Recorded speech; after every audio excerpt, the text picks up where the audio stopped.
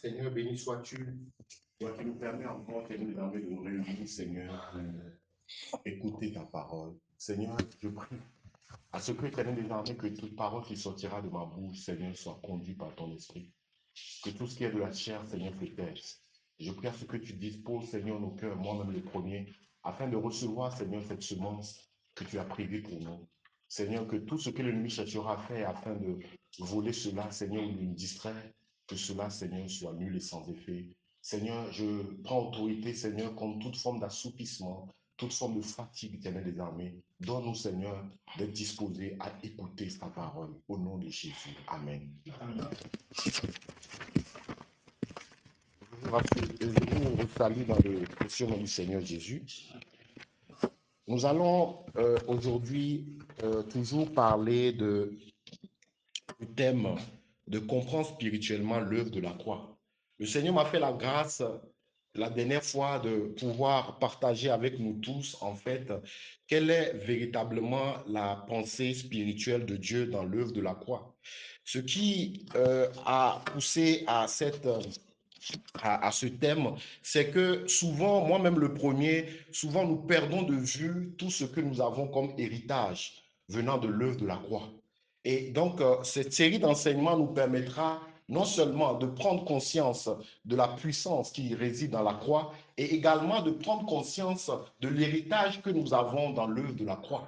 Parce que si nous ne prenons pas connaissance de cet héritage, le diable va nous tromper. Le diable va nous faire croire qu'il y a certaines choses que nous n'avons pas alors que nous avons. Nous pouvons voir même dans la vie que dans la vie pratique, dans la vie sociale, vous allez vous rendre compte qu'un parent qui meurt et qui laisse les héritages sans faire un testament qui dresse la liste de tout ce qu'il avait comme bien, vous allez vous rendre compte qu'il y a beaucoup de biens qui l'appartenaient, en fait, dont les enfants ne vont pas rentrer en possession.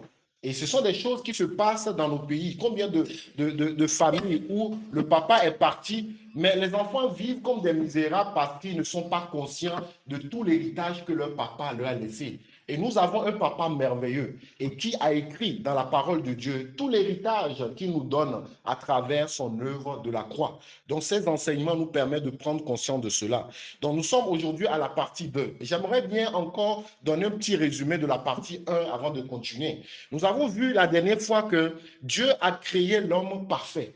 Dans le jardin d'Éden, Dieu a créé l'homme parfait. Et quand Dieu a créé l'homme, Dieu l'a soufflé. On l'a vu ça dans Genèse. Dieu a soufflé dans les narines de l'homme et en lui communiquant la vie éternelle. Ce souffle que Dieu a communiqué à l'homme n'est que la vie éternelle. Parce que nous l'avons vu que Dieu est la source de la vie éternelle. Donc à la base, il avait créé l'homme et la femme qui sont parfaits. Il leur avait communiqué en fait sa vie.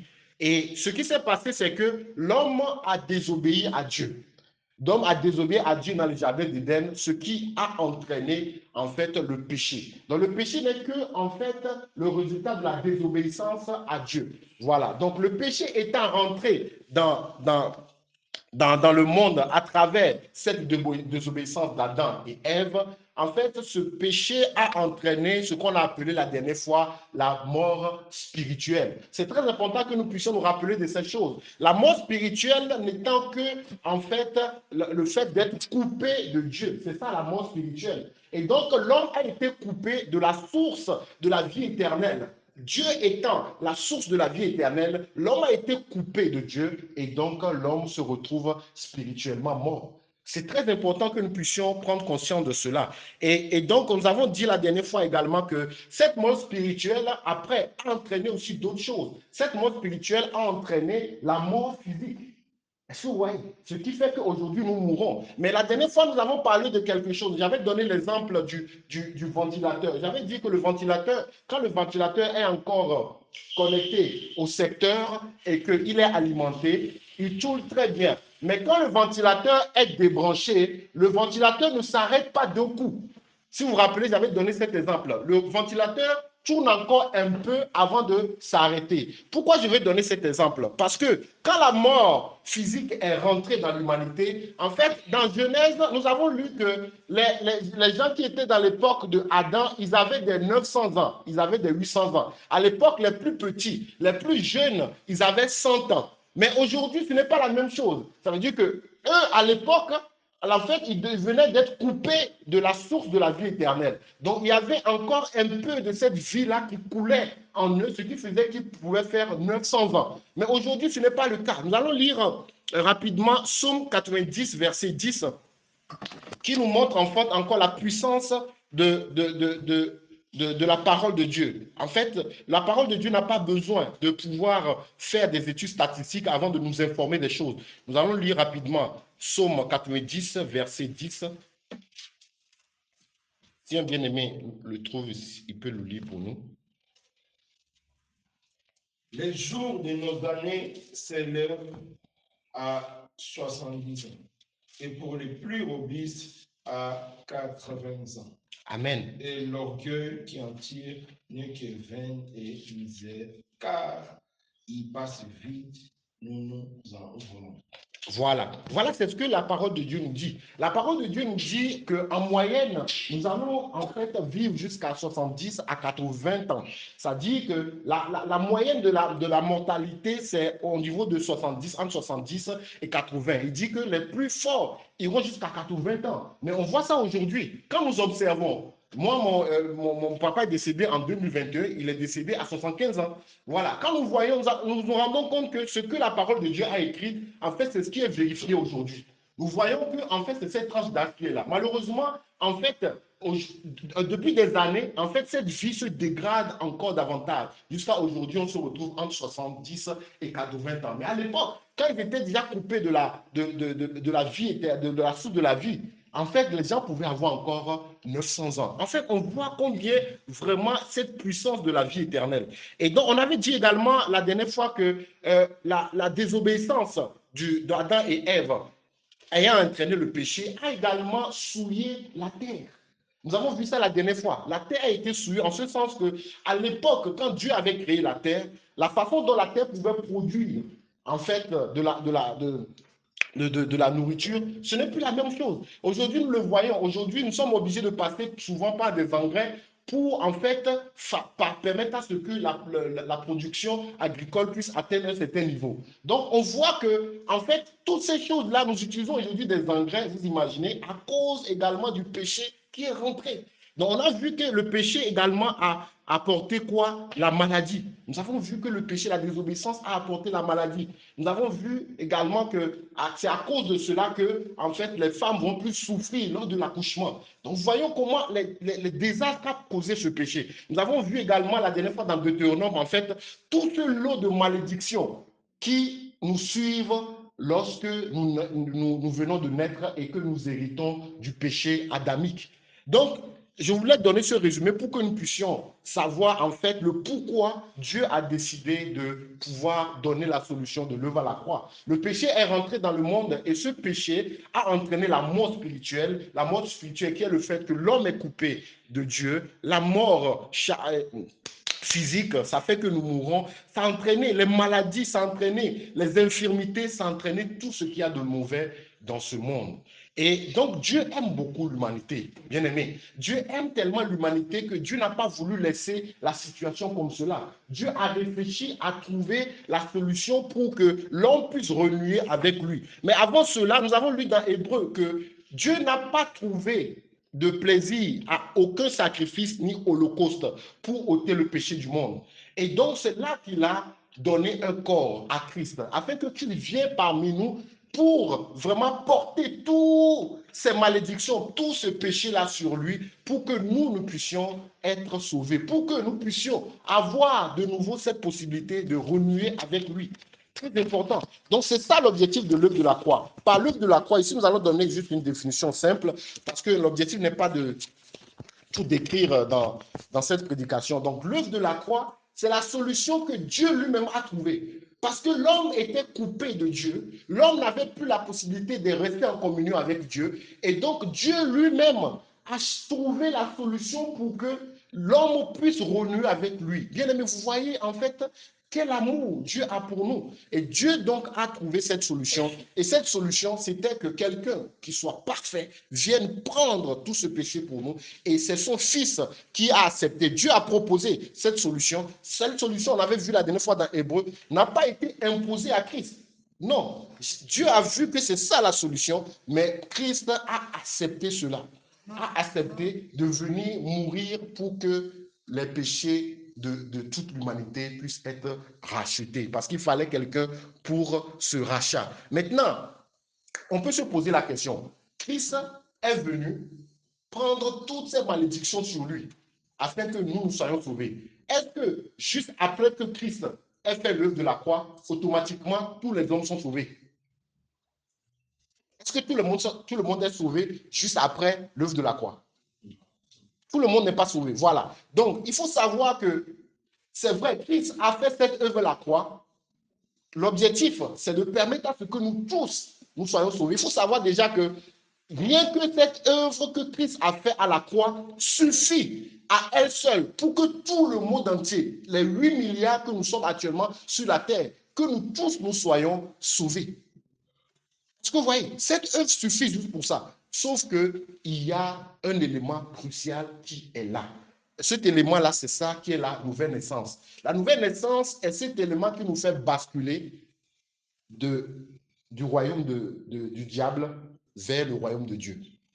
La nouvelle naissance. Et donc, tout humain sur terre peut accéder au salut. Tout humain sur terre pour profiter de cette œuvre que Christ a fait à la croix à une seule condition, que cette personne passe par la nouvelle naissance. La question est de savoir, c'est quoi la nouvelle naissance? Vous savez, je prie Dieu que le Seigneur puisse nous donner les mots qu'il faut véritablement pour expliquer. Parce que la nouvelle naissance, vous savez quoi, c'est quelque chose en même temps de très simple à comprendre, mais en même temps de très compliqué à comprendre et à expliquer. La nouvelle naissance. Nous allons lire Jean 3, versets 16 à 18.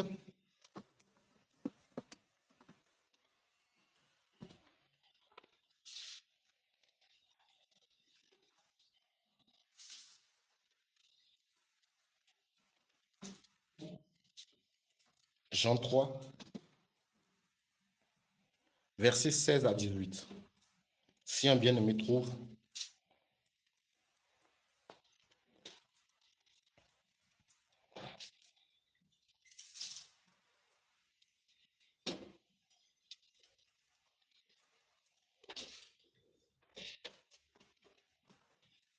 Car Dieu a tant aimé le monde qu'il a donné son Fils unique, afin que quiconque croit en lui ne périsse point, mais qu'il ait la vie éternelle. Dieu, en effet, n'a pas envoyé son Fils dans le monde pour qu'il juge le monde, mais pour que le monde soit sauvé par lui.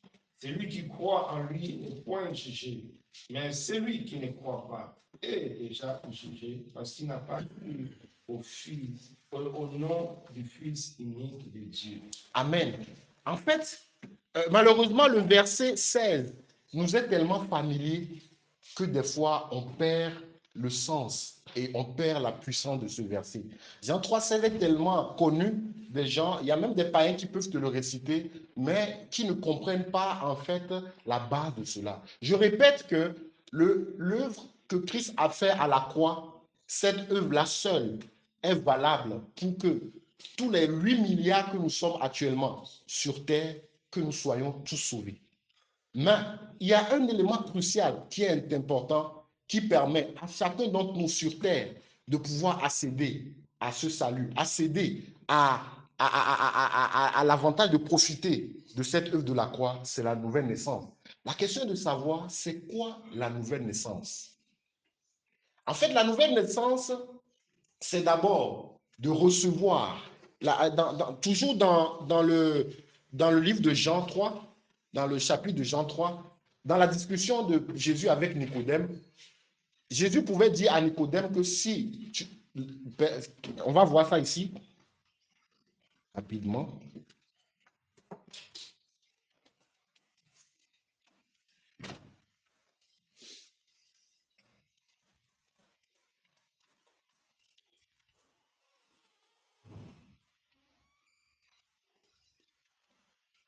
Voilà, on va lire Jean 3, verset 5.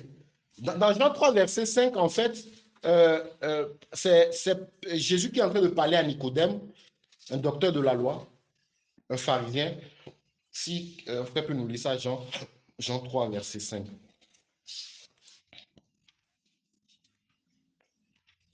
Jean 3, verset 5. Jésus répondit, en vérité, je te le dis, si un homme est né d'eau et d'esprit, il ne peut entrer dans le royaume de Dieu. Amen. En fait, c'est Jésus qui est en train de dire à Nicodème que si un homme ne naît d'eau et d'esprit, il ne peut entrer dans le royaume des cieux. En fait, la nouvelle naissance consiste à être né d'eau et d'esprit. C'est quoi être né d'eau? En fait, l'eau ici dont on parle, en fait, c'est synonyme de la parole de Dieu. Donc, avant de naître de naissance, de pouvoir être né de nouveau, il faut d'abord qu'on prenne connaissance de la parole. C'est la première des choses. Il faut d'abord qu'on prenne connaissance de la parole. Prendre connaissance de quoi? Prendre connaissance du fait que, en fait, l'homme a été créé parfait. Tout ce que j'ai expliqué jusqu'alors. L'homme a été né parfait. L'homme a péché contre Dieu. L'homme a été coupé de Dieu. Et toute personne qui naît physiquement de l'union d'un homme et puis d'une femme a le péché en lui. Et donc est condamné à l'enfer. Et la seule solution pour quelqu'un qui vient qui est né ici-bas sur terre, de pouvoir accéder au royaume des cieux, c'est de passer par la nouvelle naissance qui n'est autre que la foi en l'œuvre que Christ a fait à la croix. Je ne sais pas si vous comprenez. En fait, la nouvelle naissance est tellement quelque chose de simple qu'en même temps, elle devient complexe quand on veut mettre la pensée humaine. Donc, comme je le disais, je répète, la nouvelle naissance, c'est elle qui nous permet de passer, de faire basculer du royaume du diable au royaume des cieux. Tout humain qui naît ici-bas est automatiquement dans le royaume du diable. Pourquoi? Parce qu'il est né de l'union d'un homme et d'une femme. Et comme le péché se transmet par le sang, donc depuis Adam et Ève, ce péché se transmet jusqu'à nous aujourd'hui. Et d'ailleurs, voilà même pourquoi, si vous voyez très bien, Jésus ne pouvait pas passer de l'union d'un homme et d'une femme. S'il passait de l'union d'un homme et d'une femme, automatiquement, il avait le péché en lui. Donc, il ne pouvait même plus jouer son rôle. Voilà pourquoi il est venu à travers le Saint-Esprit. Ce n'est pas si nous comprenons. Donc, c'est très important. Malheureusement, ce sont des choses dont on ne parle pas trop aujourd'hui dans les assemblées. Et donc, c'est après la nouvelle naissance que nous pouvons dire que nous sommes des chrétiens. Parce que dans Actes, c'est dit que la première fois qu'on appelait les disciples chrétiens, c'est quand, en fait, on voyait qu'ils reflétaient la nature de Christ. C'était comme des petits Christ. Est-ce que vous voyez? Donc, la nouvelle naissance, c'est très important de le comprendre. Donc, je ne suis pas chrétien parce que je viens à l'église. Non, ce n'est pas ça qui fait de moi un chrétien. Je ne suis pas chrétien parce que mon père est chrétien, ma mère est chrétienne. Non. Je suis désolé, ce n'est pas ça qui fait de moi un chrétien. Je ne suis pas chrétien parce que je sais prier. Non, ce n'est pas ça. Je ne suis pas chrétien parce que je crois à Dieu qui existe. Non. La dernière fois, je l'avais dit, on avait montré le verset que non, même les démons croient que Dieu existe. Donc, ce n'est pas ça qui fait de nous un chrétien. Une seule chose qui fait de nous un chrétien, c'est quand nous sommes nés de nouveau. Et être né de nouveau, c'est quoi? C'est d'être né de l'eau et de l'esprit. Donc, comme je disais, prendre conscience que, en fait, nous sommes nés pécheurs et qu'il n'y a que par le sacrifice de Christ à la croix que nous pouvons accéder au royaume des cieux, que nous pouvons être libérés de la puissance du péché. Et dès que nous mettons notre foi en cela, Dieu renouvelle l'esprit qui est en nous. Voilà pourquoi on dit être né d'eau et d'esprit. Il renouvelle l'esprit qui était en nous, cet esprit-là qui est de la vieille nature, qui est contrôlé par le monde des ténèbres, il le remplit par son esprit, c'est-à-dire son esprit saint maintenant qui correspond au même souffle, qui est une représentation du souffle qui avait été communiqué à Adam au départ. Ça dit que Dieu nous communique maintenant sa vie éternelle. Est-ce que vous voyez? Je prie vraiment que Dieu nous permette de pouvoir le comprendre. Voilà pourquoi ici, il est écrit dans Jean 3, verset 16, ici que car Dieu a tant aimé le monde qu'il a donné son Fils unique afin que quiconque croit en lui ne périsse pas, mais qu'il ait la vie éternelle. Donc ici, c'est par amour que Dieu a envoyé son Fils pour que par la foi, en son œuvre à la croix que nous soyons sauvés. C'est ça. Et je voudrais vous dire que la nouvelle naissance, c'est Dieu qui l'a produit. Bien aimé, la nouvelle naissance n'est pas quelque chose de charnel. C'est Dieu qui produit la nouvelle naissance. C'est Dieu, par son esprit, qui nous convainc du péché et de la justice. C'est Dieu qui, par son esprit, au moment où vous écoutez la prédication, vous convainc que, tu es dans le péché et que vraiment tu n'es pas encore né de nouveau. Parce que quand tu es véritablement né de nouveau, le Saint-Esprit communique cela à ton esprit que vraiment tu es né de nouveau. On avait vu ça une fois avec le frère Maoto, je pense que c'était dans Jean 5, de tous les éléments qui nous permettent de voir avec cette conviction que, oui, nous sommes réellement nés de nouveau. Parmi ces éléments, il y a le fait que vraiment l'Esprit Saint en fait, atteste à notre esprit que nous appartenons maintenant à Dieu. Et cet élément, ce n'est pas quelque chose de charnel, non. Et si nous ne l'avons pas reçu, nous devons crier à Dieu pour dire que, Seigneur, je ne ressens pas cela encore en moi. Vraiment, est-ce que je suis réellement né de nouveau? C'est très important. Et ici, le 17 dit, Dieu, en effet, n'a pas envoyé son Fils dans le monde pour qu'il juge le monde, mais pour que le monde soit sauvé par lui. Donc, Dieu a envoyé Christ pour qu'il puisse sauver le monde, pas pour le juger. Et j'aime le verset 18. Le verset 18, c'est là où, en fait, Dieu nous rend responsables, nous met la responsabilité. Il dit, 18, celui qui croit en lui n'est point jugé. En fait, c'est là, maintenant, où notre responsabilité. On dit, celui qui croit en lui n'est point jugé. Mais celui qui ne croit pas est déjà jugé parce qu'il n'a pas cru au nom du Fils unique de Dieu. En fait, ici, on veut simplement nous dire que quoi? Il y avait un problème dû à la désobéissance de l'homme. Maintenant, Dieu lui-même a proposé la solution. Et en fait, l'objectif, quand on parle d'évangélisation, c'est pour que nous puissions aller parler de la solution que Dieu a trouvée pour renouer l'homme avec lui. C'est ça le rôle de l'évangélisation. C'est-à-dire que nous allons dire aux gens qu'il y a une bonne nouvelle. Vous savez quoi? Autrefois, au temps de Adam et Ève, la relation entre Dieu et les hommes avait été coupée, ce qui a entraîné la mort spirituelle. Mais Dieu, dans son amour, a trouvé une solution pour régler cela. Et cette solution, c'est son Fils. Donc, quand nous annonçons ça aux gens, nous les rendons maintenant responsables. Donc, à l'instant où vous êtes en train de m'écouter, là, vous êtes conscient que Dieu a envoyé une solution pour réconcilier en fait les hommes avec lui. Et cette solution, quand nous ne l'acceptons pas, c'est là où nous sommes jugés. Si nous ne l'acceptons pas, donc Dieu se rend compte que là, en fait, nous avons rejeté sa solution. Alors que cette solution est la meilleure pour nous. Donc si nous ne l'acceptons pas, c'est là où nous sommes jugés. Parce que c'est comme si nous rejetons la solution que Dieu a donnée.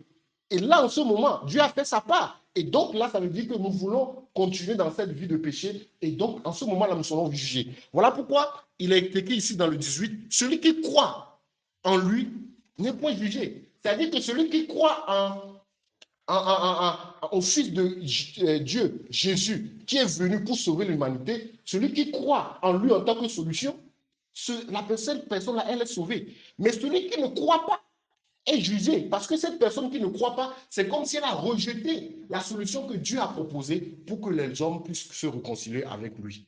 Voilà. Donc, véritablement, que le Seigneur nous aide. Pour ceux qui n'ont pas encore expérimenté, ma prière, c'est que le Seigneur vous aide à pouvoir véritablement connaître la nouvelle, expérimenter ce miracle de la nouvelle naissance. Comme je le dis, c'est Dieu qui produit cela, ce n'est pas l'homme qui le fait. Au moment opportun, Dieu viendra taper à la porte de votre cœur par son Saint-Esprit pour vous dire que voilà, non, tu es dans tel état de péché, ou bien tu ne m'as pas encore accepté, et c'est à nous maintenant de pouvoir accepter.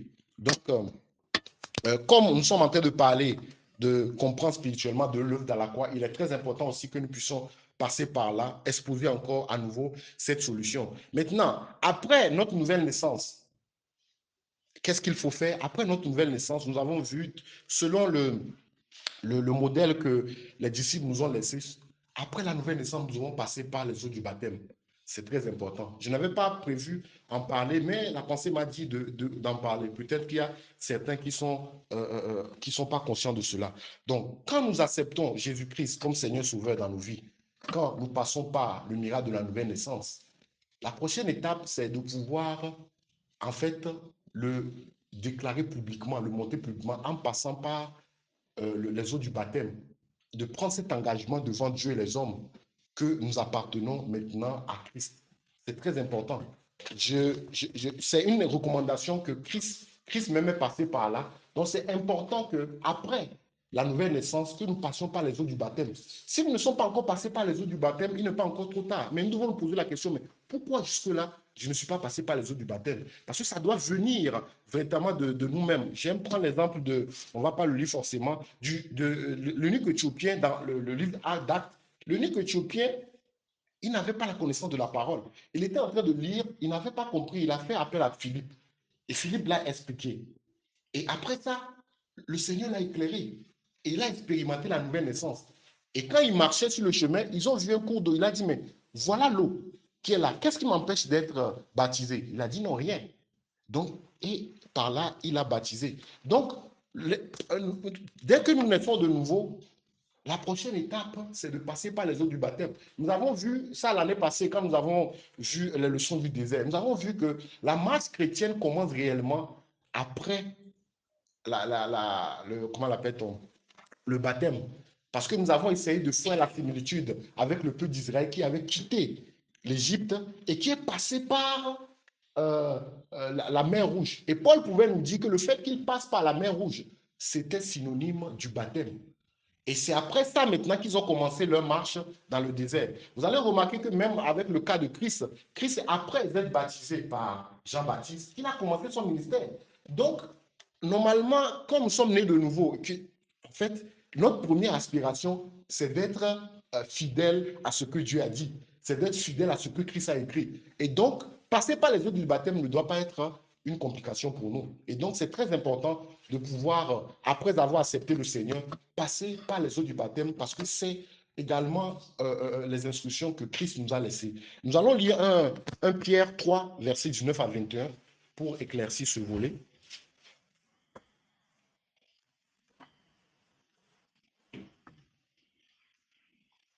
1 Pierre 3, verset 19.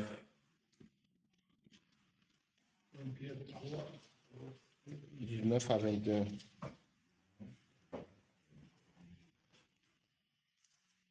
Dans lesquels aussi il est allé prêcher aux esprits en prison. Ah bon, on peut commencer par 18. Il n'y a pas de... Christ a souffert une fois pour les péchés, lui juste pour les injustes, afin de nous ramener à Dieu.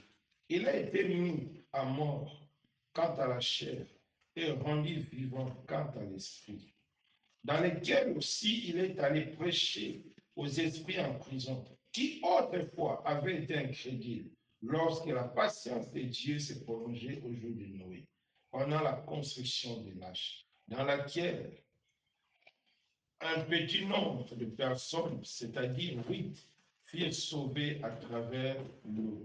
Cette eau était une figure du baptême, qui n'est pas la purification des souillés du corps, mais l'engagement d'une bonne confiance envers Dieu, et qui maintenant vous sauve, vous aussi par la résurrection de Jésus-Christ.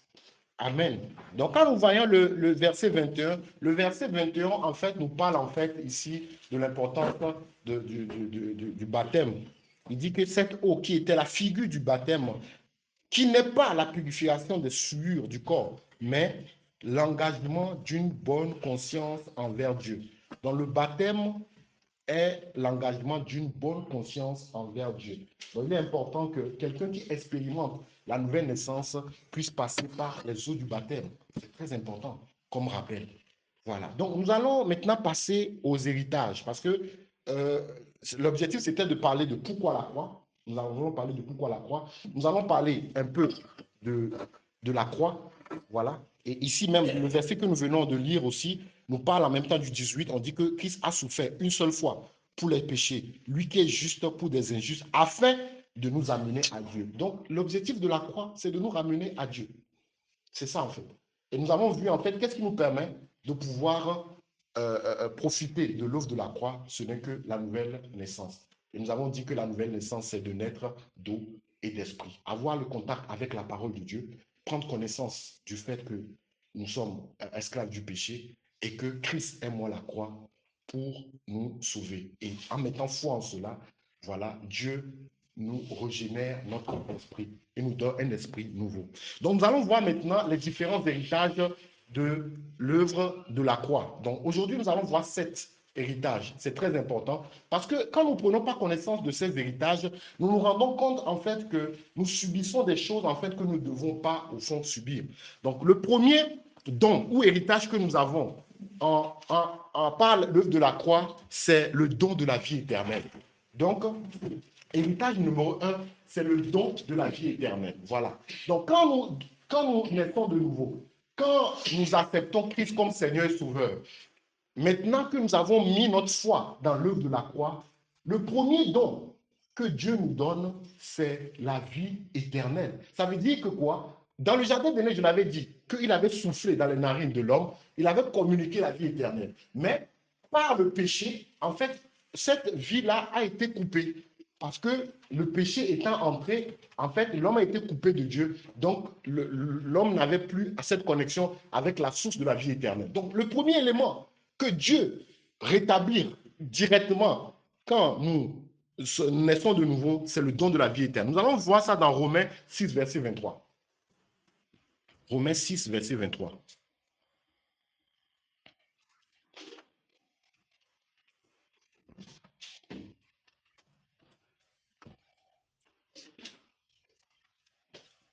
Si un bien-aimé peut lire ça.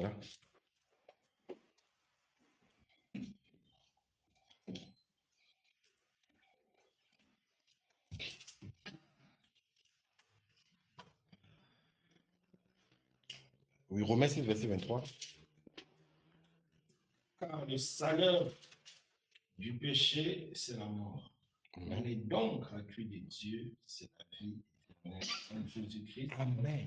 Amen. On nous dit ici que car le salaire du péché, c'est la mort. Ça veut dire que simplement la conséquence du péché, c'est la mort. Est-ce que vous voyez? La mort, et là on nous parle ici de la mort spirituelle. C'est ça vraiment qui, à partir de là, que découlent les autres. Donc la conséquence du péché, c'est la mort spirituelle.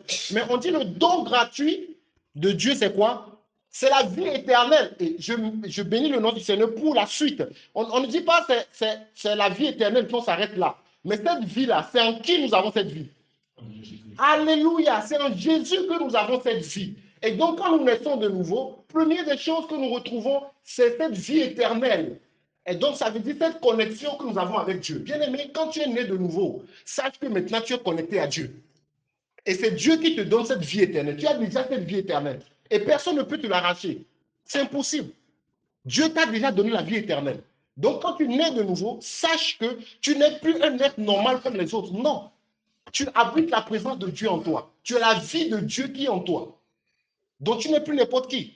En fait, souvent, nous le lisons, mais nous avons l'impression que c'est en fait une histoire, un conte de fées, comme, comment l'appelle-t-on? Les fables de La Fontaine. Non. Bien-aimé, nous avons la vie de Dieu en nous, en tant que chrétiens.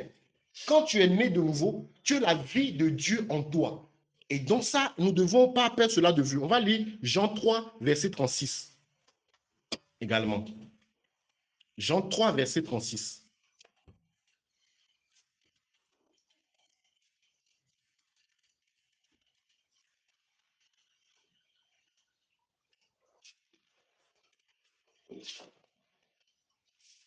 Celui qui croit au Fils a la vie éternelle. Amen.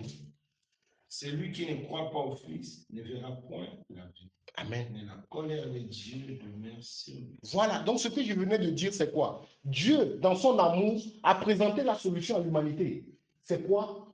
C'est le sacrifice de son Fils à la croix. Il a présenté ça à l'humanité. Maintenant, celui qui ne met pas foi en cela, c'est la colère de Dieu qui sera sur lui.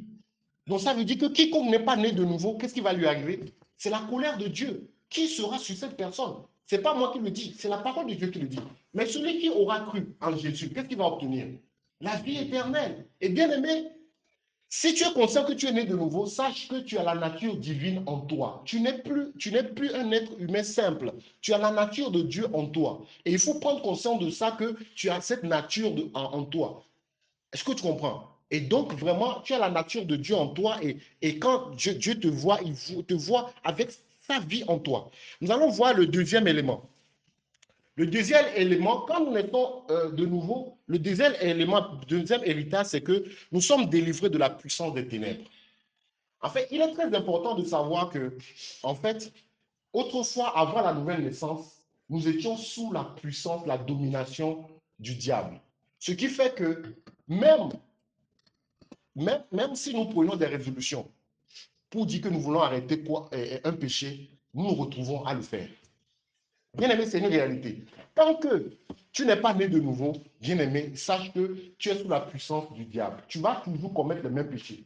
Tu vas demander pardon à Dieu et tu vas recommettre les mêmes péchés. Je me rappelle encore, quand je n'étais pas encore né de nouveau, mais que je savais quand même qu'il y a un Dieu qui existe.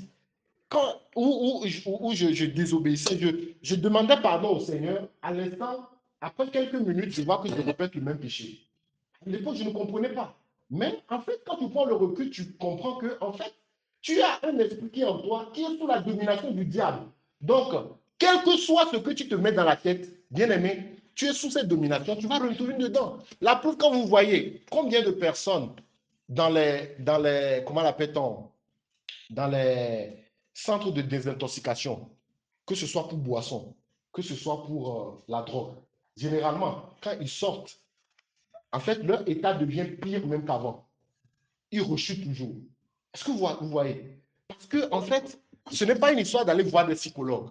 Bien aimé, il y a certaines choses, il faut que tu reçois la vie de Dieu en toi pour dire non à cette chose. Et vous allez vous rendre compte que les mêmes choses que tu commettais avant la nouvelle naissance, dès que tu reçois la vie de Dieu en toi, avec une certaine facilité, tu dis non, moi ça je ne fais pas. Les gens vont commencer par te trouver bizarre. Alors qu'avant, tu ne pouvais pas. Tu ne pouvais pas t'empêcher de fumer. Tu ne pouvais pas t'empêcher de te bourrer, boire beaucoup de la boisson. Tu ne pouvais pas t'empêcher d'être avec dans les histoires de femmes. Mais dès que tu reçois la vie de Dieu en toi, c'est comme si ça te libère. Et maintenant, tu as la capacité de ne plus tomber dans ça. Donc, bien aimé, quand nous naissons de nouveau, deuxième élément, nous sommes libérés de la puissance des ténèbres. Toute la puissance des ténèbres, nous sommes libérés de cela. Nous allons lire Colossiens 1, verset 12 à 13. Colossiens 1.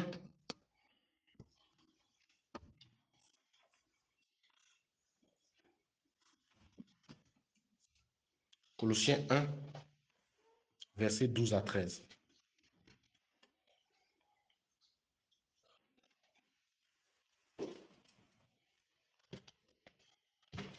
Colossiens 1, verset 12 à 13. Si quelqu'un peut lire.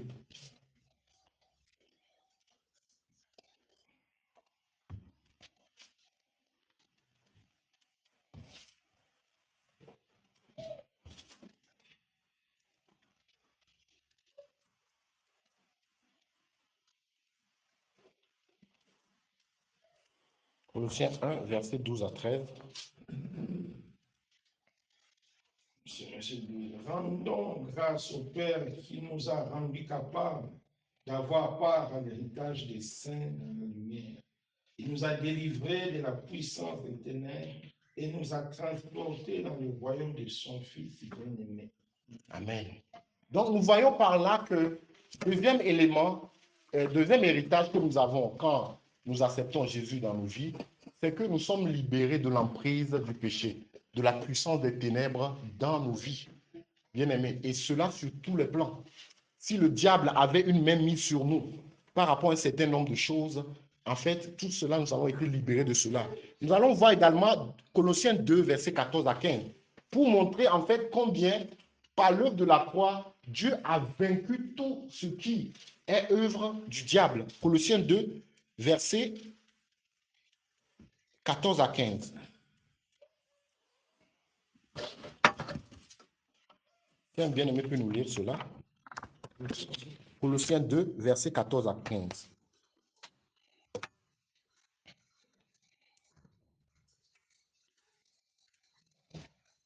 Colossiens 2, versets 14 à 15.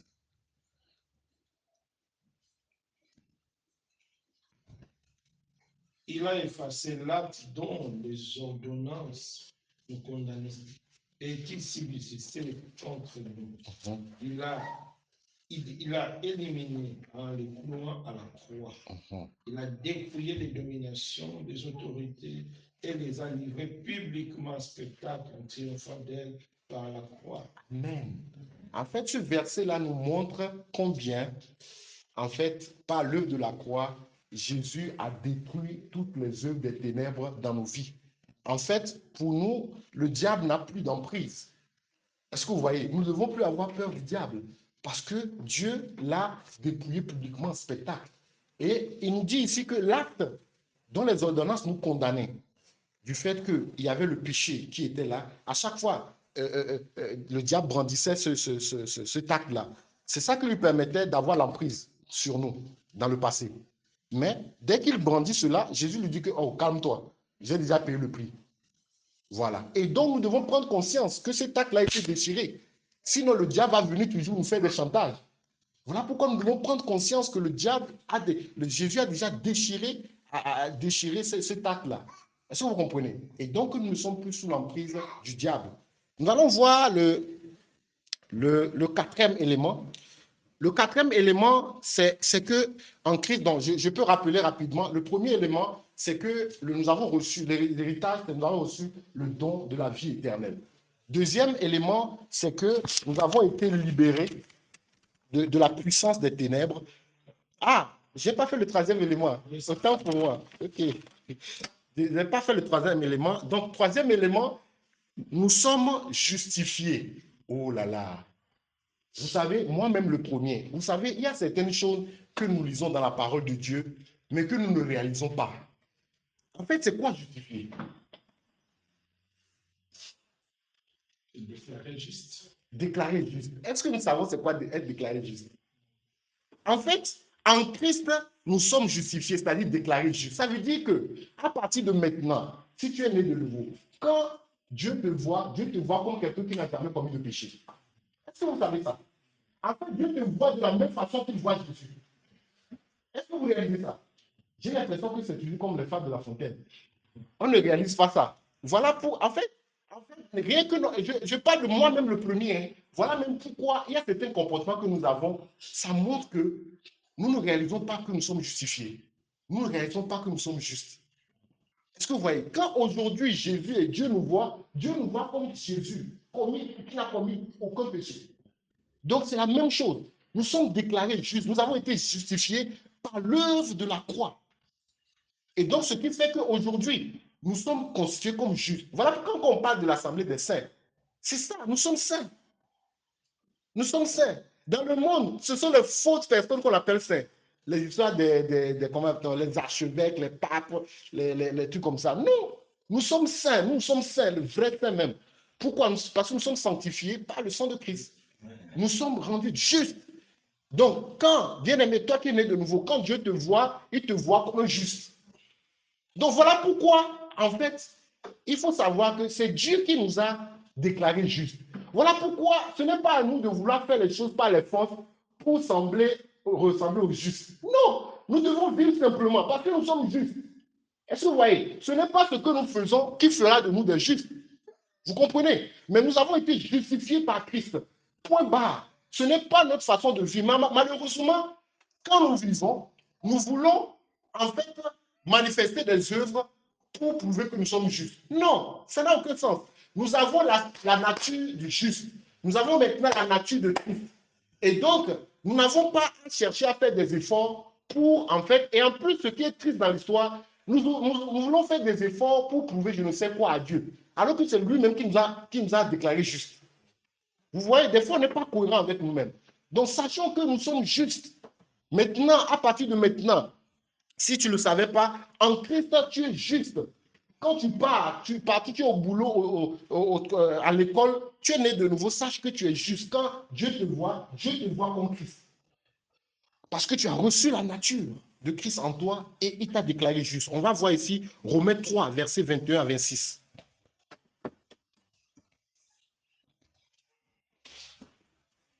Romains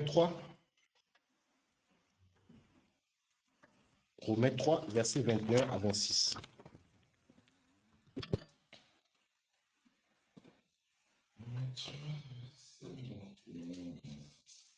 Maintenant, sans la loi est manifestée la justice de Dieu à laquelle rendent témoignage la loi et les prophètes.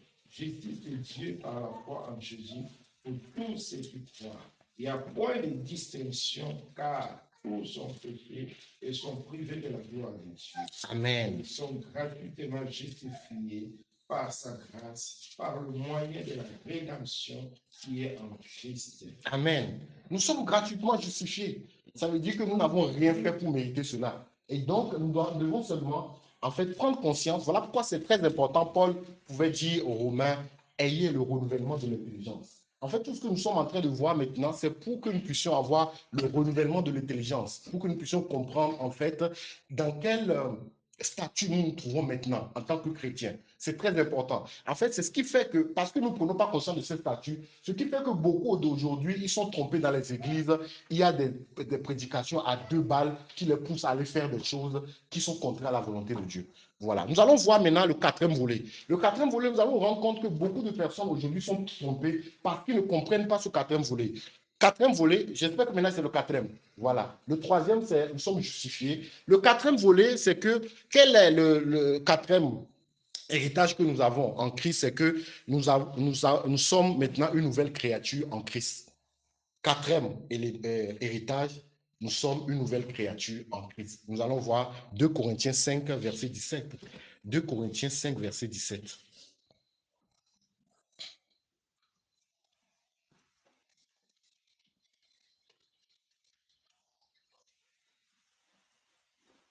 « 2 Corinthiens 5, verset 17.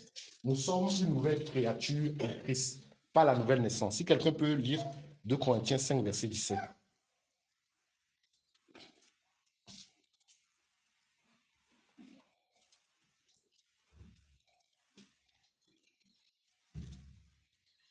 Je pense qu'il y a trop de personnes ici, non?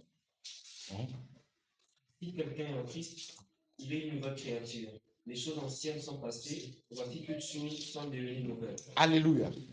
Si quelqu'un est en Christ, ça veut dire que si quelqu'un a accepté Jésus, si quelqu'un a mis sa foi en l'œuvre de la croix, il est quoi? Il est une nouvelle.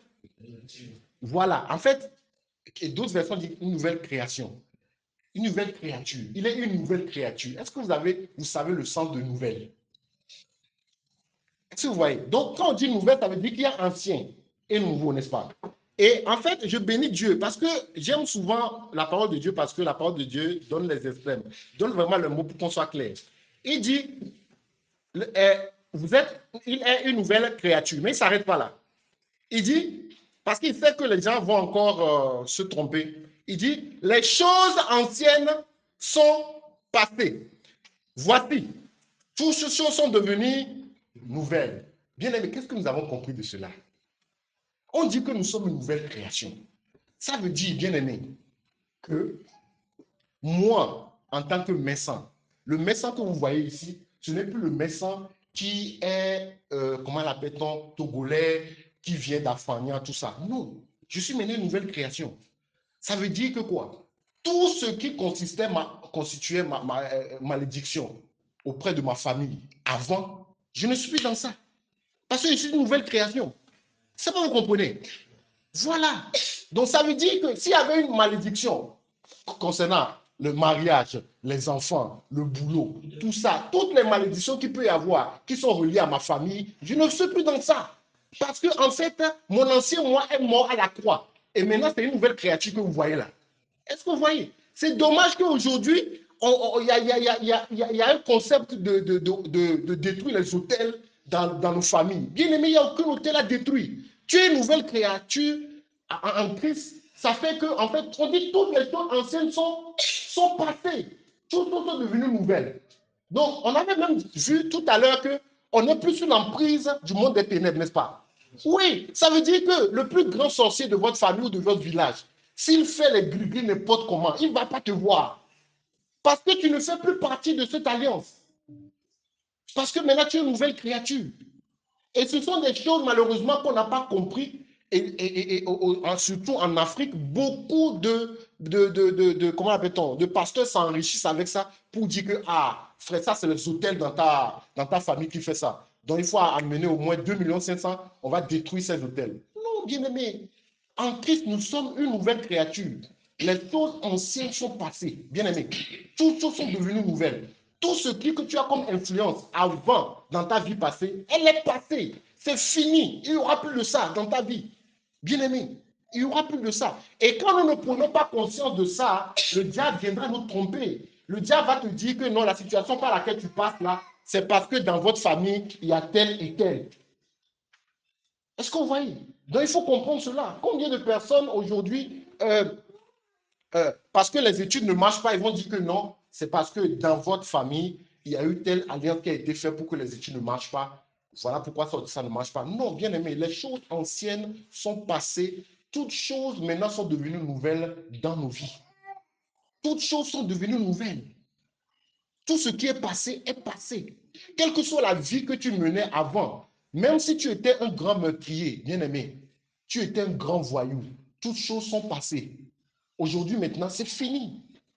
Normalement, ce qu'on peut dire que voilà, un ancien voyou, dans la vie après, il doit avoir certains réflexes. Non, pour toi, ce n'est plus la même chose. Parce que en fait, cet ancien moi a été cloué à la croix. Toutes choses sont devenues nouvelles. Donc, ça, c'est le quatrième héritage que nous avons. Et nous devons prendre conscience de cela. Si nous ne prenons pas conscience de cela, le diable va jouer de nous. Le diable va chercher à regretter qu'il y a telle et telle chose. Non. Quand tu es né de nouveau, tu es une nouvelle créature, c'est bon. Tout ce qui concernait ta famille, c'est fini. Voilà. Tout ça là, c'est fini maintenant. Il n'y a pas. Et quand on dit que tout ça est devenu nouvelle, ça veut dire que si tu pars au pays, il y a souvent des cérémonies qu'on faisait dans votre famille. Et on vous dit que la cérémonie là, si on ne le fait pas, et chaque année, il faut le reproduire. Ou bien quand tu viens au pays, ou bien tu passes par le village, il faut faire ça. Si tu ne fais pas ça, tu meurs. Bien aimé, c'est faux. Il faut dire que maintenant tu es une nouvelle créature. Et les choses anciennes sont passées. Moi, je vous donne mon témoignage. En 2029, quand papa était décédé, on devait, comment l'appelle-t-on, décorer le salon où on devait faire l'exposition. Après, la personne qui a fait qui devait faire la décoration dit que non. Au pays, normalement, avant de faire la décoration où on doit installer le défunt, il faut faire des cérémonies. Parce que si on ne fait pas cette cérémonie, en fait, après, la personne va déranger les enfants et tout ça là. Non, je lui ai dit que non. Hein. Moi, je suis une nouvelle création. Ça, on ne le fait pas ici. En tout cas, tant que c'est moi qui suis ici, on ne le fait pas. Vous décorez simplement comme il se doit. Si vous voulez inciter, il n'y a pas de problème. Vous me remettez mon argent, je cherche quelqu'un d'autre qui va décorer.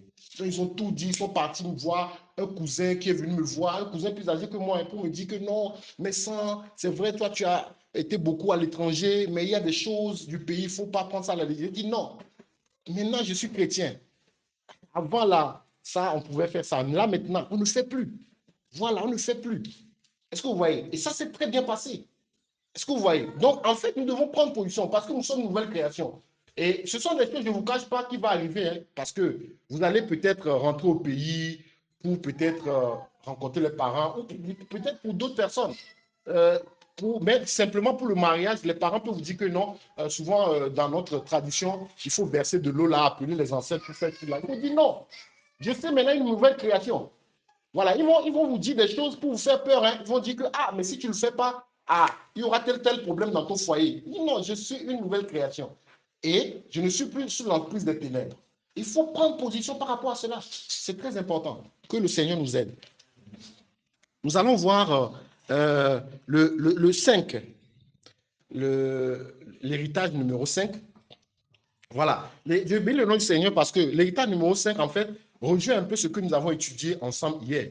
Hier, le Seigneur nous a fait du bien. Le cinquième héritage, c'est que nos besoins terrestres et matériels sont désormais pris en charge par Dieu. Bien-aimé, héritage numéro 5. Quand nous sommes nés de nouveau, désormais, ça veut dire que nos besoins matériels et terrestres sont pris en charge désormais par Dieu. Et vous savez, moi-même le premier, en fait, ce sont des choses que nous négligeons en tant que chrétiens, alors que c'est des héritages que nous avons en Christ. On va lire tout à l'heure les passages, vous allez voir que ce n'est pas moi qui dis. On va lire Matthieu 6, verset 31 à 32. Matthieu 6, versets 31 à 32. Donc, cinquième héritage, c'est que nos besoins terrestres et matériels sont désormais pris en charge par Dieu. Matthieu 6, versets 31 à 32. Si quelqu'un le voit.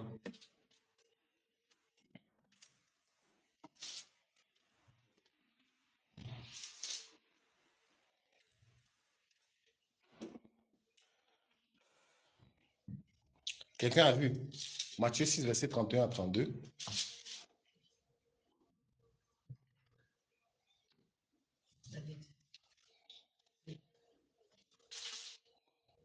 Matthieu 6, verset 31 à 32. Ne vous inquiétez donc pas. Oui, Et ne dites pas que mangerons-nous, oui, que boirons-nous, oui, de quoi serons-nous vêtus, oui, car toutes ces choses, ce sont des païens qui les recherchent. oui. Votre Père céleste sait que vous en avez besoin. Bien aimé, qui n'a pas compris cette parole? N'a pas compris, n'est-ce pas? Mais moi-même le premier, disons la vérité, est-ce que chaque jour quand nous nous réveillons, nous ne nous posons pas cette question? Chaque jour quand nous nous réveillons, est-ce que nous ne nous posons pas cette question, bien aimé? De vous à moi, disons la vérité. Chaque jour quand nous nous réveillons, en fait, nos réflexions sont posées sur ah, qu'est-ce que nous allons manger, qu'est-ce que nous allons boire. Des fois, et c'est ça même qui nous pousse, qui nous donne l'énergie à aller travailler, n'est-ce pas? Parce que nous voulons travailler pour vraiment assurer les besoins, assurer, payer le loyer, tout ça là. Mais qu'est-ce que la parole, ce que la parole de Dieu nous dit ici, ça nous choque. Parce qu'il dit que quoi? Qui sont les gens qui recherchent ces choses? On dit que car toutes ces choses, ce sont les païens qui recherchent. Votre Père Céleste sait que vous en avez besoin. Bien aimé, hier, on l'a dit. Ça ne veut pas dire que Dieu est en train de nous dire de ne pas travailler. Non, ce n'est pas ça. On a vu ça hier, que Dieu n'aime pas les paresseux. Voilà pourquoi le peu de choses que nous connaissons, nous devons le mettre au service des autres. Pourquoi? Parce que tout ce que nous faisons, nous devons le faire pour le Seigneur.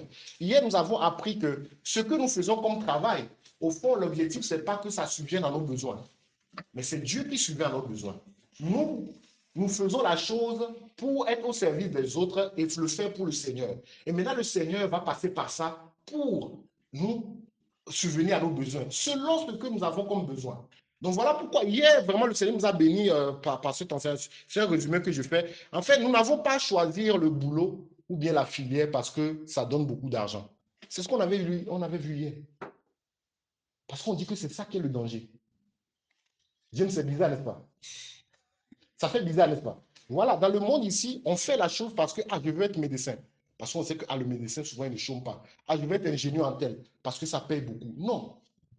Nous devons d'abord le faire parce que ce que nous voulons faire comme travail, c'est pour être au service de Dieu. C'est-à-dire, ce que nous faisons, c'est que Dieu nous utilise pour être service des autres et c'est lui qui va prendre soin de nous. Et comme le frère disait hier, il a raison. Il dit, la preuve que c'est Dieu qui prend soin de nous, souvent le salaire, ça ne suffit pas. Bien aimé, ceux qui travaillent savent ça. Le salaire, souvent, ça ne suffit pas. Et tu vas voir que ce n'est pas des gymnastiques que Dieu fait grâce pour que, en fait, tu finis la fin du mois. Et le frère a dit quelque chose aussi qui est très intéressant. Je vous assure que souvent, quand on a, nous tous, quand on était étudiant, on disait que ah, l'argent de poche que je reçois là, ce n'est pas beaucoup. Hein. Mais quand je vais commencer par travailler, quand moi je vais gagner telle somme, oh, vraiment, je vais me faire du bien. Bien aimé, tu te rends compte que quand tu gagnes cette somme-là, tu vas te rendre compte que tu étais comme tu es étudiant. C'est juste le statut qui a changé. Parce qu'à la fin, il ne reste pas grand-chose. En fait, on réalise que c'est Dieu même qui prend soin de nous. Parce que le salaire que nous recevons des fois, combien de fois tu reçois le salaire ou bien ton revenu, après un problème un truc que tu n'as même pas calculé, bam, ça apparaît, ça enlève 2000 dirhams. Après, tu dis, mais l'argent, comment j'ai fait? Et tu vas voir que Dieu va faire grâce maintenant, va toucher le cœur de personne là, il va te donner tel, Dieu même va ouvrir des portes et après tu vois que ah, les choses se règlent. Pour dire que c'est Dieu qui prend soin de nous. Et c'est vrai, voilà ce qu'on a vu ici. Donc ça veut dire que nous ne devons pas, je le répète, ça ne veut pas dire que nous allons croiser les bras pour dire que nous ne travaillons pas. Non. Nous avons une activité professionnelle, mais nous n'allons pas nous dire que c'est cette activité professionnelle qui va nous donner beaucoup d'argent, nous enrichir ou nous permettre de subvenir à nos besoins. C'est vrai. En fait, en tout cas, ce qui est vrai, c'est que nous tous ici qui travaillons, nous savons ce que c'est. Que souvent, le salaire, ça ne suffit pas. Tu veux faire des économies, les trucs comme ça, c'est compliqué.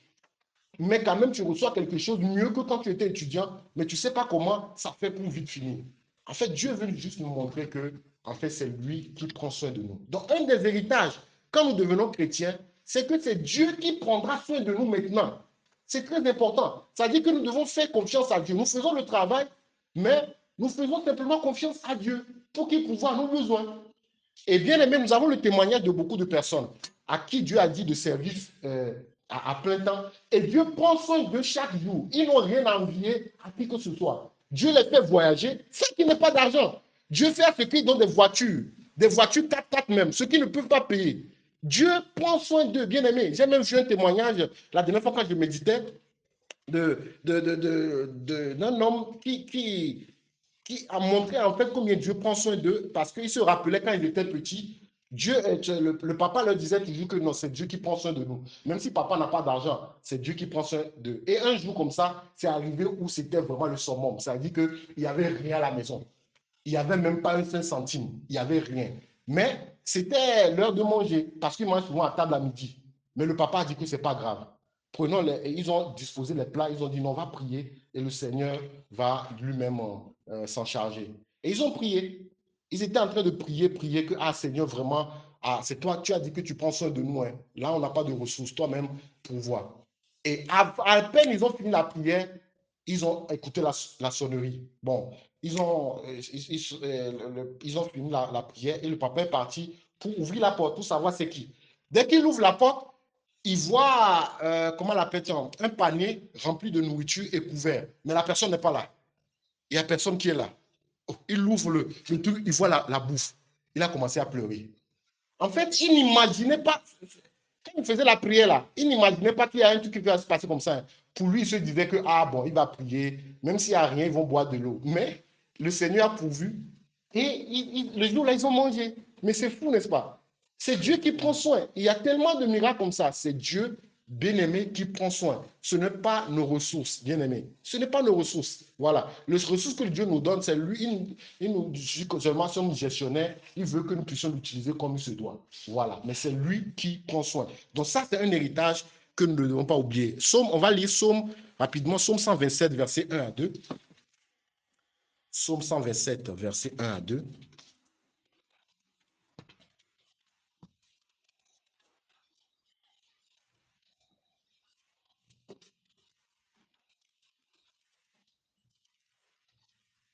Psaume 127,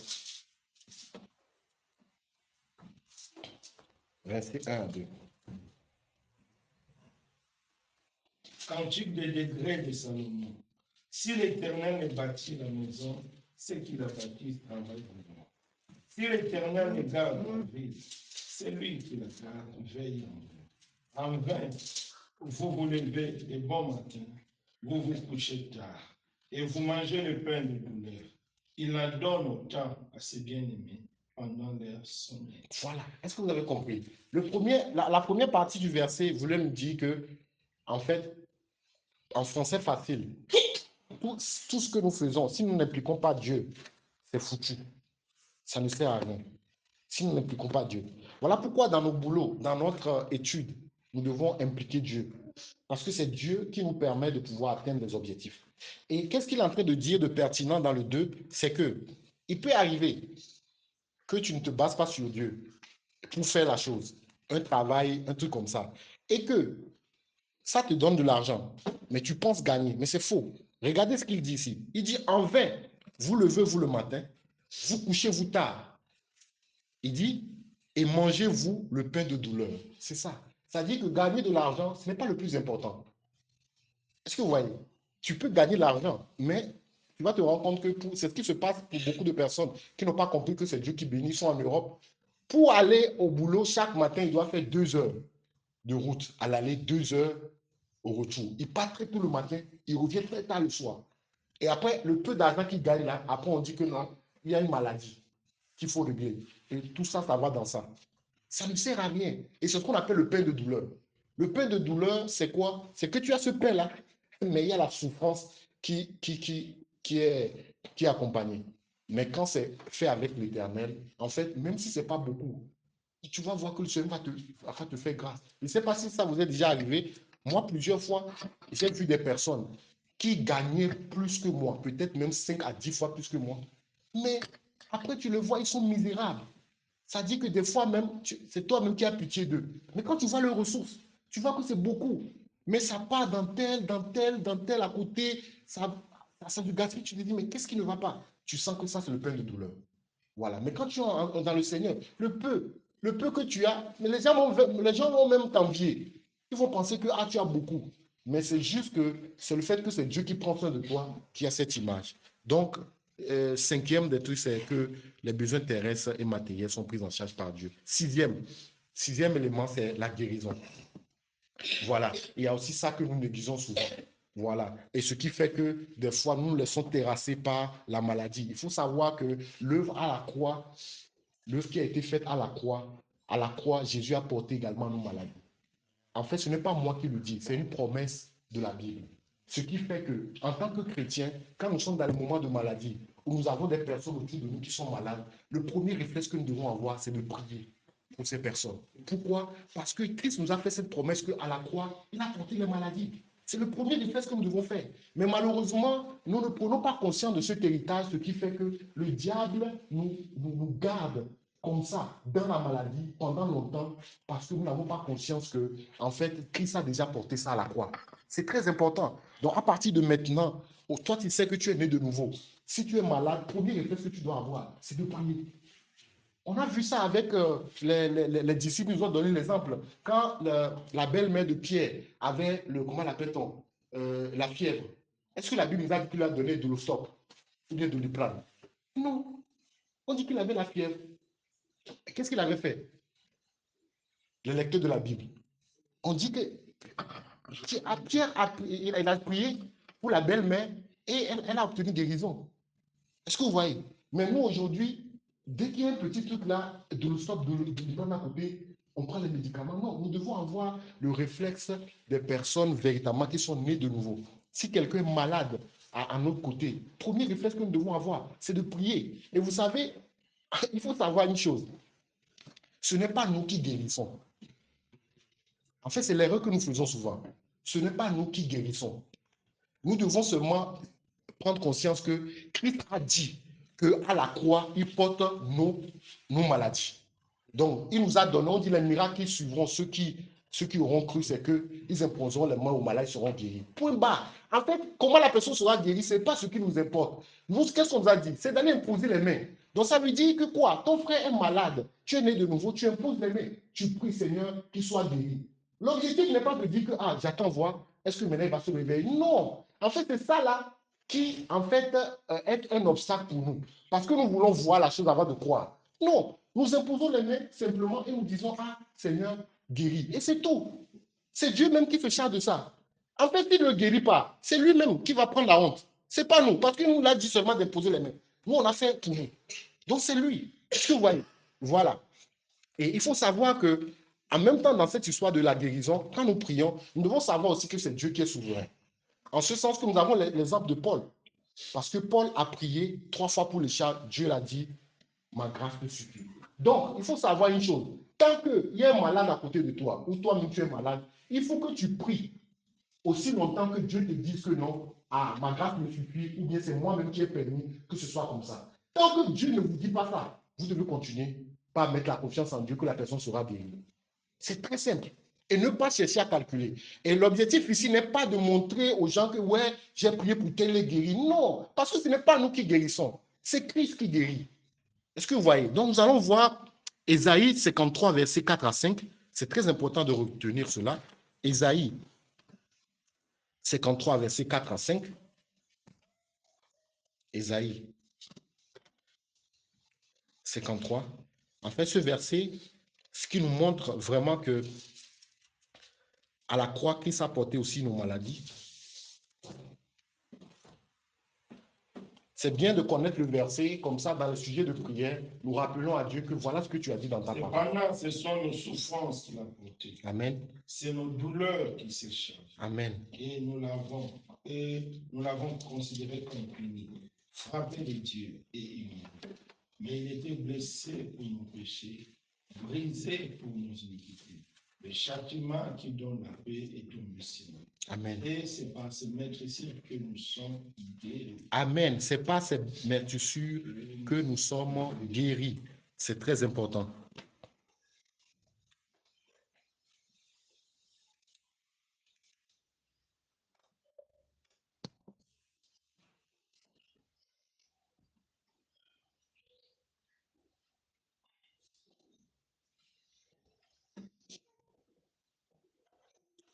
C'est très important. Donc, voilà pour la guérison. Je cherchais le verset. Il y a un verset qui nous dit que voilà, c'est la prière de foi qui guérira le malade. Je ne l'ai pas trouvé, mais ce n'est pas grave. Jacques.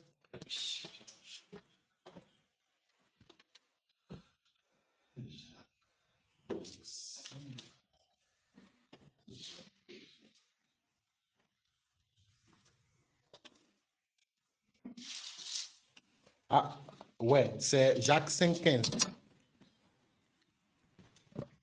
Si quelqu'un peut lire ça, Jacques 5,15. La prière de la foi sauvera la maladie et le Seigneur les relèvera s'il a commis des péchés, il lui sera pardonné. Amen. Voilà. Donc la prière de foi sauvera le malade. Voilà. Donc si nous prions avec foi, le Seigneur le guérira. Voilà pourquoi dans l'assemblée, que Dieu nous fasse grâce, que le premier réflexe que nous avons, quand un bien-aimé nous dit qu'il est malade, que nous puissions prier pour lui. Voilà, que nous puissions prier pour lui. Et si nous devons aller à l'hôpital, que ce soit le Seigneur même qui nous conduise, mais que le réflexe ne soit pas directement d'aller à l'hôpital. Est-ce que vous voyez? Prions quand même pour lui, parce que même à l'hôpital, c'est Dieu qui permettra là-bas qu'il soit guéri. Donc nous devons être dans cette disposition que c'est Dieu qui guérira la personne. C'est très important. Donc nous allons finir avec le 7, en fait. Le 7, l'héritage numéro 7. Donc le 6, c'était la guérison. L'héritage numéro 7, c'est que notre vie est sous la protection de Dieu.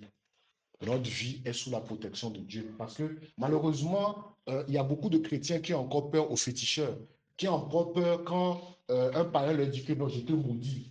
Je leur dis, une parole sur toi, ça va arriver. Ils ont peur.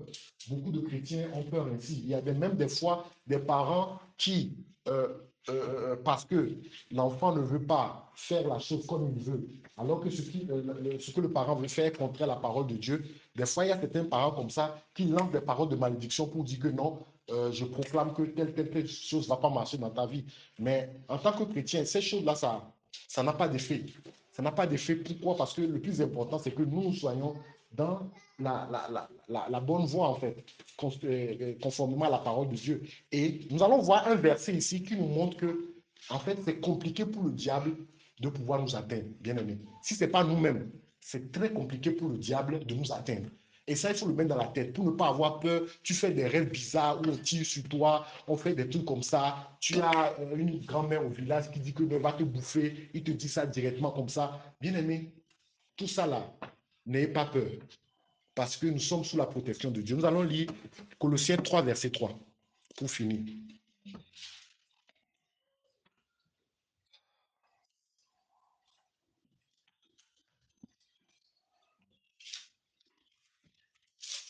Colossiens 3, verset 3.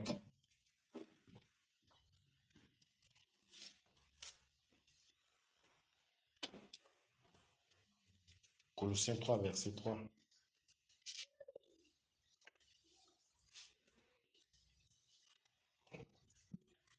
Si quelqu'un trouve, il peut lire.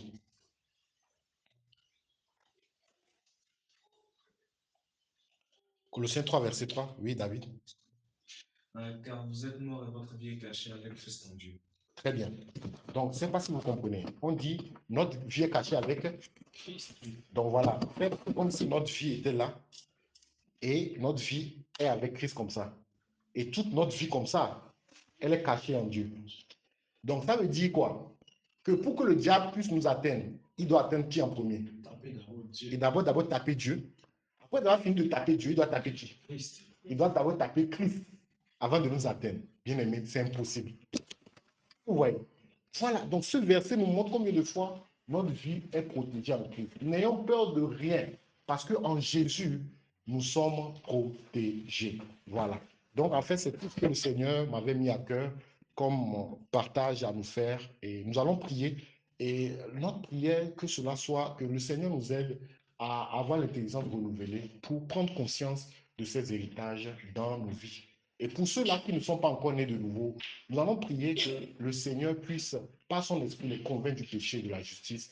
Et aussi ce qu'on a dit par rapport au baptême, qui est l'engagement d'une bonne conscience envers Dieu. Pour ceux qui sont nés de nouveau, qui savent qu'ils sont nés de nouveau, mais qui ne sont pas encore passés par les eaux du baptême, que le Seigneur touche leur cœur, afin qu'après, ils puissent rapprocher les responsables, afin de passer par les eaux du baptême. Prions le Seigneur. Seigneur, béni sois-tu pour tout ce que tu es des armées, Seigneur, tu viens, Seigneur, encore, Seigneur, de nous donner, Seigneur, comme enseignement, Seigneur, riche et éternel des armées. Seigneur, je prie à ce que, oh Seigneur, que tous ceux-là, Seigneur, dans l'assemblée qui ne sont pas encore nés de nouveau, que toi-même, Seigneur, tu les convaincs du péché et de la justice éternelle des armées, afin, Seigneur, qu'ils puissent, oh Seigneur, véritablement faire le pas. Mettre, Seigneur, leur foi, éternel des armées, en ton œuvre, éternel des armées. Pour, Seigneur, les bien-aimés, Seigneur, qui ne sont pas encore passés par les eaux du baptême, qui hésitent, éternel des armées. Tu nous as montré, Seigneur, que, Seigneur, c'est aussi important, éternel des armées. Tu as toi-même, Jésus, donné l'exemple, éternel des armées. Et les disciples, Seigneur, de l'Église primitive ont donné également, Seigneur, oh, l'exemple. Je prie à ce que tu touches le cœur de ceux-là aussi, afin qu'ils s'approchent, Seigneur, des responsables, Seigneur. Seigneur, donne-nous d'avoir le renouvellement de l'intelligence par rapport à tout ce que tu nous as donné comme héritage, éternel des armées. Je prie à ce que tu nous aides au quotidien, Seigneur, à pouvoir marcher selon cela, éternel des armées. Que tout ce que l'ennemi veut faire comme mensonge éternel des armées pour nous empêcher, que cela soit nul et sans effet. Au nom puissant de Jésus. Amen.